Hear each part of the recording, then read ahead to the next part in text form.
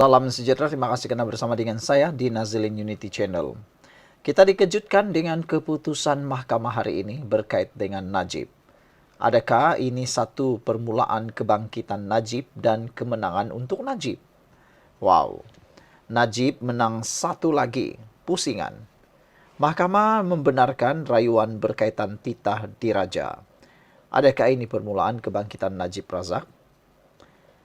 Mahkamah rayuan hari ini mengizinkan Datuk Seri Najib Razak untuk menghadiri prosiding rayuan berhubung isu titah tambahan yang di Pertuan Agong berkaitan pengampunan beliau. Persoalannya, apa sebenarnya yang Najib cuba buktikan? Dan kenapa keputusan ini menjadi tamparan buat musuh politik Najib? Titah agung hanya formaliti atau sesuatu disembunyikan? Ini menjadi persoalan besar. Najib berhujah bahwa titah pengampunan sebenar belum didedahkan sepenuhnya kepada rakyat. Ada tambahan dalam dokumen titah yang beliau dakwa mempunyai kesan besar terhadap sabitan dan hukuman ke atas dirinya. Soalan besar mula timbul. Apakah kandungan titah tambahan itu? Sebelum kita teruskan jawapan kepada persoalan-persoalan yang hebat itu, ini transofektor, ini bukan ubat. Ini ialah terapi imun yang meningkatkan daya imun badan kita menjadi kuat dan bijaksana. Kita kena penyakit kerana imun badan kita yang lemah. Kita juga sukar untuk sembuh daripada penyakit kerana imun badan kita yang lemah. Tapi dengan peningkatan daya imun badan yang kuat dan imun badan dididik menjadi bijaksana supaya tidak menyerang badan kita, kita boleh sembuh daripada pelbagai jenis penyakit dan paling penting kita dapat mencegah tubuh kita daripada mendapat pelbagai jenis penyakit atau masalah kesihatan. Cepat dapatkan produk ini kerana produk ini ataupun transofektor ini adalah produk yang halal, lulus KKM dan diperakui oleh seluruh doktor di seluruh dunia. Produk ini bukan ubat, tetapi inilah penemuan saintifik yang paling mengejutkan pada abad ini. Cepat dapatkan produk ini melalui nombor telefon yang tertera. Anda akan mendapat khidmat rundingan untuk mendapatkan produk yang sesuai untuk masalah kesihatan anda. Jadi cepat hubungi nombor yang tertera. Baiklah, kita akan teruskan kepada jawapan persoalan-persoalan besar itu tadi sebentar tadi. Apakah kandungan sebenar titah tambahan itu? Adakah ia bermaksud hukuman Najib sepatutnya sudah dibatalkan atau dikurangkan lebih awal? Dan kenapa perkara ini seperti mahu disembunyikan? Game changer untuk Najib. Dengan mahkamah membenarkan rayuan ini diteruskan, ramai mula melihat ini sebagai lampu hijau atau untuk strategi besar Najib. Bukan hanya soal pengampunan, tapi mungkin juga menggugurkan sabitan, membuka ruang semakan semula hukuman, atau pulang semula ke arena politik. Isu undang-undang atau ianya satu isyarat politik. Bagi penyokong Najib, ini adalah simbol bahawa keadilan mungkin memihak semula kepada bosku. Namun, bagi setur politik Najib, ia adalah amaran awal bahawa Najib belum kalah. Dan jika keputusan berpihak kepadanya nanti, peta kuasa politik negara boleh berubah sepenuhnya. Sebagai kesimpulannya, Najib belum bebas tapi dia sudah mula membuka pintu keluar daripada penjara dengan satu demi satu keputusan mahkamah. Adakah ini permulaan kepada satu kebangkitan baru Najib? Adakah titah tambahan itu kunci rahsia pembebasan Najib? Dan yang paling penting, apakah Malaysia bersedia menerima kemunculan semula Najib Razak? Apa pula pendapat anda semua? Adakah Najib akan buat comeback Ada orang kata, comeback is real. Sekian untuk kali ini. Jangan lupa tinggalkan komen Anda. Salam sejahtera. Terima kasih karena bersama dengan saya di Nazilin Unity Channel.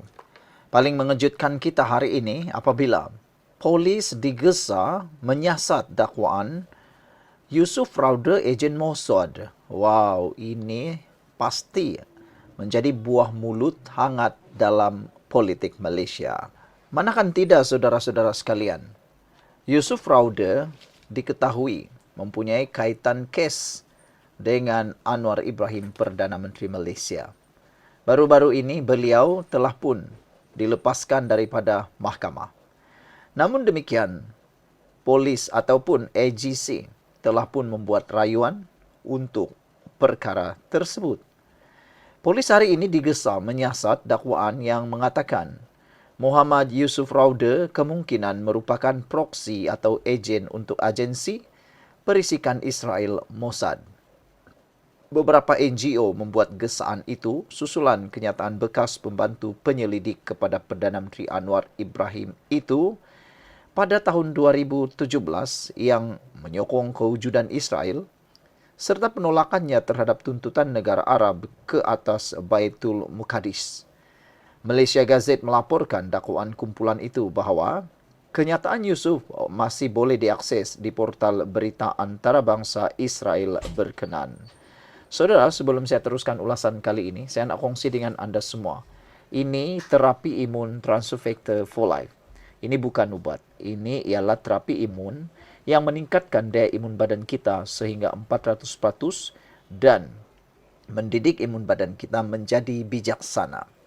Dengan peningkatan daya imun badan dan imun badan kita dididik menjadi bijaksana, badan kita akan melawan penyakit dengan kuat. Imun badan dalam badan kita akan melawan penyakit dengan kuat dan bijaksana sehingga kita boleh jadi sembuh. Itu sebabnya produk ini diiktiraf oleh doktor-doktor di seluruh dunia, mendapat pengiktirafan KKM dan sijil halal. Produk ini bukan obat, tetapi ia adalah penemuan luar biasa sepanjang zaman dan membawa kebaikan kepada ramai orang. Cepat dapatkannya melalui nombor telefon yang tertera. Saudara-saudara, Ahli Sekretariat Nadi Gemilang Amal Zul Helmi Zainul dilaporkan berkata, perkara itu menimbulkan kebimbangan serius tentang kemungkinan campur tangan asing. Kami hadir untuk membuat laporan polis dan mendesak siasatan terhadap Yusuf Raude, katanya lagi. Adakah beliau sebenarnya ejen Mossad yang menyusup masuk ke dalam masyarakat Malaysia dengan membawa agenda asing, katanya. Negara itu, Israel, tidak pernah kita iktiraf, malah ditolak keras oleh majoriti rakyat Malaysia atas jenayah kemanusiaan yang dilakukannya terhadap rakyat Palestin, katanya, dipetik sebagai berkata di luar Ibu Pejabat Polis Daerah Dangwangi hari ini. Zulhilmi memberi amaran bahawa kenyataan itu bukan sahaja bersifat provokatif, malah mencadangkan kewujudan rangkaian tempatan yang bersimpati kepada rejim Zionis. Lebih mengejutkan apabila masih ada pemimpin politik dan peguam tempatan yang tampil membela beliau, katanya. Situasi ini seolah-olah kenyataan tersebut tidak menjadi satu masalah besar, tambahnya lagi. Laporan mereka dibuat 6 hari selepas Mahkamah Tinggi Kuala Lumpur membebaskan Yusuf daripada tuduhan mengedar dadah dan memiliki 2 pistol palsu. Jabatan Peguam Negara yang sejak itu memfailkan rayuan terhadap pembebasan itu, sebelum ini menggesa orang ramai berhenti membuat spekulasi dan menyebarkan fitnah di tengah-tengah desakan supaya Yusuf menyaman polis dan Kementerian Dalam Negeri. Menurut Malaysia Gazette, turut hadir Peguam Asyed Ali Sethi Alivi yang menasihatkan Yusuf supaya tidak membenarkan dirinya digunakan oleh kepentingan asing. Kalau benar apa yang anda perjuangkan berdiri atas kaki sendiri, jangan jadi alat sesiapa, apatah lagi kepada negara yang menindas dan membunuh rakyat Palestin. Itu sahaja nasihat saya, katanya. 6 wakil daripada NGO berbeza hadir untuk membuat laporan polis. Sekiranya benar Yusuf Raude bertindak sebagai ejen atau proksi Israel, Kita tidak boleh berdiam diri. PDRM perlu bertindak segera, kata mereka. Kumpulan itu menegaskan bahwa laporan itu bukan bertujuan. Kumpulan itu menegaskan bahwa laporan itu bukan bertujuan untuk memfitnah Yusuf, tetapi difailkan bagi mempertahankan kedaulatan negara dan selaras dengan sentimen rakyat Malaysia yang terus bersama Palestin.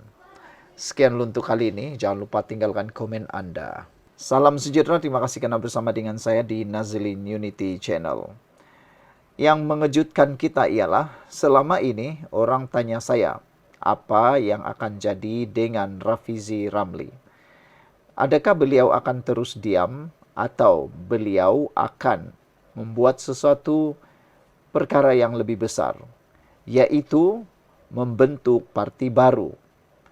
Benarkah jangkaan dan ramalan bahawa Rafizi, Khairi dan Nik Nazmi akan bergabung membentuk parti yang baru?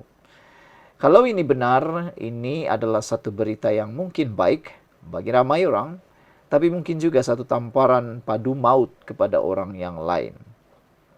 Seorang ahli Majlis Kerja Tertinggi UMNO, MKT UMNO, mencadangkan agar bekas pemimpin UMNO seperti Khairi Jamaluddin, ahli Parlimen PKR Rafizi Ramli, dan beberapa yang lain membentuk sebuah parti politik baru. Kata mereka, bagus juga jika Rafizi, Khairi Jamaluddin KJ, Nik Nazmi, Nik Ahmad, Sahril Hamdan, Akmal Nasir, Syed Saddiq Syed Abdul Rahman, Wan Saiful Wanjan, dan Larry Sheng bergabung dalam satu parti baru. Wow, nama-nama besar ini semuanya boleh kata generasi muda. Adakah dengan bergabungnya generasi muda kepimpinan yang bertenaga ini akan membentuk satu parti yang boleh mengancam, menimbulkan dan boleh membuat gelombang baru dalam dunia politik Malaysia? Adakah ini jajaran baharu yang dimaksudkan oleh para penganalisis politik? Sebelum itu, saudara-saudara, saya nak perkenalkan kepada anda semua. Ini Transofactor for Life. Ini bukan ubat. Ini ialah molekul imun yang membantu meningkatkan daya imun badan kita sehingga 400%. Secara ringkasnya, kita mudah kena penyakit, dan kita sukar untuk sembuh kerana imun badan kita yang lemah dan menjadi bodoh. Dengan peningkatan daya imun badan kita yang kuat dan dengan imun badan kita dididik menjadi bijaksana, kita akan melawan penyakit itu daripada dalam dan kita boleh sembuh. Ingat, ini bukan obat. Produk ini lulus KKM, halal dan diperakui oleh semua doktor di seluruh dunia. Cepat dapatkannya melalui nombor telefon yang tertera. Jangan tunggu sampai sudah melarat barulah kita bertindak. Mungkin ini masanya untuk anda beralih kepada kesihatan yang lebih baik. Baiklah saudara-saudara sekalian. Menurut laporan ini, dalam bola sepak, apabila pemain bintang bergabung, pasukan itu biasanya menjadi terlalu kuat dan juara banyak tahun, kata Puad Zarkasi dalam satu hantaran Facebook hari ini. Secara otomatik, parti ini sudah ada 7 hingga 10 ahli parlimen. Satu bargaining power cukup kuat di ketika tidak ada single party yang boleh memerintah di Malaysia, katanya lagi. Pada 28 Mei lalu, Rafizi dan Nik Nazmi meletak jawatan sebagai menteri selepas tewas pada pemilihan PKR bagi jawatan timbalan presiden dan naib presiden. Walaupun meletak jawatan dalam kabinet, kedua-dua mereka masih kekal sebagai ahli PKR. Syed Saddiq, ahli Parlimen Muar, masih ahli Parti Muda. Di sebalik meletak jawatan sebagai presiden parti itu selepas disabitkan kesalahan pecah amanah oleh Mahkamah Tinggi Kuala Lumpur. Seng, ahli Parlimen Julau, pula kini memegang jawatan sebagai Presiden Parti Bangsa Malaysia. Namun Puad tertanya-tanya, bagaimana mereka boleh bekerjasama dalam satu parti, memandangkan latar belakang mereka yang agak menonjol dan berbeza. Dengan latar belakang pendidikan, pengalaman jawatan tinggi dalam parti asal, dan sifat suka berbeza idea dalam parti, Maka apakah mereka ini serasi untuk bergabung, katanya. Dia juga mengatakan selamat mencuba untuk memeriahkan demokrasi di Malaysia, kata Puad yang juga adalah Speaker Dewan Undangan Negeri Johor. Saudara-saudara sekalian, beberapa komen daripada netizen menyatakan Limebird 1866 kata dia tidak setuju dengan perkara itu. Blue Lion pula 3547 mengatakan all okay except Wan Saiful. Wah, dia kata semua boleh bergabung kecuali Wan Saiful saja jangan terima, katanya lagi. Saudara, bagaimana pula pendapat anda tentang idea penggabungan pemimpin-pemimpin yang terpinggir ini? Yaitu Rafizi Ramli, Khairi Jamaluddin, Nick Nazmi, dan beberapa orang yang lain seperti Sahrir Hamdan, Akmal Nasir, Syed Saddiq Syed Abdul Rahman, Wan Saiful Wanjan dan Riseng. Sudah tentu kalau mereka bergabung, mereka pasti sudah mempunyai 10 kerusi parlimen, kata Puad Zarkasi. Tapi ada juga kebenaran dan logiknya apa yang Puad katakan ini. Saya jangka kalau betul-betul mereka ini bergabung dan membentuk parti yang baru, mereka akan menjadi ancaman yang baru kepada parti-parti tua, parti-parti lama yang ada di Malaysia sekarang. Sekian untuk kali ini. Jangan lupa tinggalkan komen anda. Salam sejahtera, terima kasih karena bersama dengan saya di Nazilin Unity Channel. Benarkah Hadi Awang kini dalam kritikal? Wow, itu betul-betul menjadi berita yang panas dalam media sosial. Semalam, satu isu yang paling mendapat perhatian penuh ialah apabila pihak keluarga Hadi Awang menzahirkan tidak senang kerana gambar tersebar tanpa izin dan mendakwa ia melanggar privasi serta prosedur operasi standard SOP hospital. Dalam paparan gambar tersebut sebenarnya, Menteri Kesihatan Zulkifli Ahmad sempat berkongsi gambar lawatannya melawat Hadi Awang di IJN. Beliau menemui Presiden PAS itu dan memuat gambar di Facebook.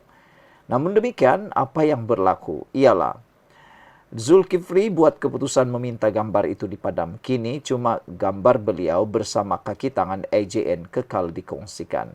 Tetapi yang berperang di media sosial ialah para penyokong Walaun dan juga para penyokong Anwar Ibrahim.